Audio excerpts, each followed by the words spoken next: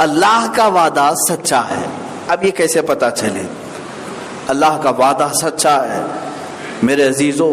ایک صحابی آئے ہیں، حضور پاک صلی اللہ تعالی علیہ وسلم جنگ احد میں تھے، وہ کھجور کھاتے کھڑے ہوئے تھے، حضور صلی اللہ تعالی علیہ وسلم کے قریب آئے، پوچھا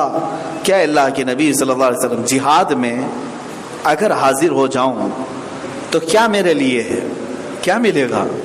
اللہ کے نبی صلی اللہ علیہ وسلم نے چند ہی جملوں میں فرمایا، وہ حسین باغات، وہ حسین محلات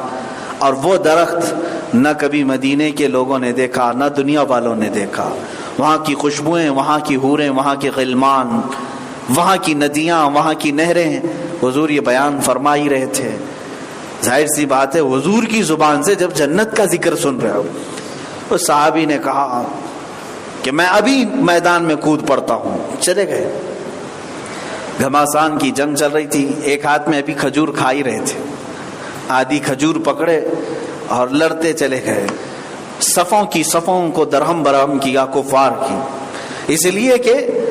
دماغ میں ذہن میں جو چیز سوار تھی وہ یہاں کا کچھ نہیں تھا، حضور نے جو فرمایا وہ مجھے دیکھنا ہے۔ جب کسی کا ٹارگٹ اتنا اونچا ہو تو اسے سامنے کون کھڑا ہے سمجھ میں بھی نہیں آئے گا۔ وہ درہم برہم کرتے اندر تک داخل ہو گئے اور کئی لوگوں کو تہ تیغ کیا، پھر ایک وقت ایسا آیا کہ زخمی ہو کر گر پڑے اور آپ کو کافروں نے مار دیا، اور اس صحابی کے ہاتھ میں ابھی آدھی کھجور باقی تھی اور شہید ہونے کا وقت قریب آ گیا، چل نہیں سکتے تھے، اپنی کوہنیوں کو یوں گھسیٹتے ہوئے حضور تک آنے لگے، سوئے ہوئے حالت میں کینیاں یوں زمین پر رکھ کر اپنے جسم کو گھسیٹتے ہوئے آئے ہیں۔ حضور پاک صلی اللہ تعالی علیہ وسلم جہاں کھڑے تھے، حضور کے قدموں میں سر رکھا، حضور کو دیکھا اور مسکراتے ہوئے کہا، یا رسول اللہ، آپ نے جو جو فرمایا تھا وہ سب میں یہیں سے دیکھ رہا ہوں، جو جو آپ نے فرمایا تھا وہ سب میں یہاں سے دیکھ رہا ہوں۔ یعنی یہ شہید کے لیے ہے کہ اللہ تعالیٰ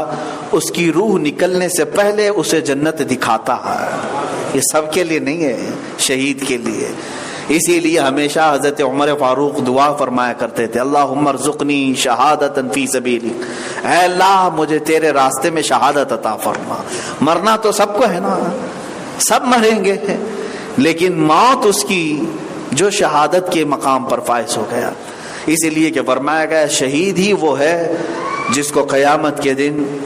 بغیر سوال کیے اللہ تعالیٰ جنت میں داخل فرمائے۔ بہت سارے معاملات اس کے پوچھے بھی نہیں جائیں گے، حساب بھی نہیں۔ وجہ یہ ہے کہ اس کے پاس جو سب سے قیمتی چیز تھی وہ اس کی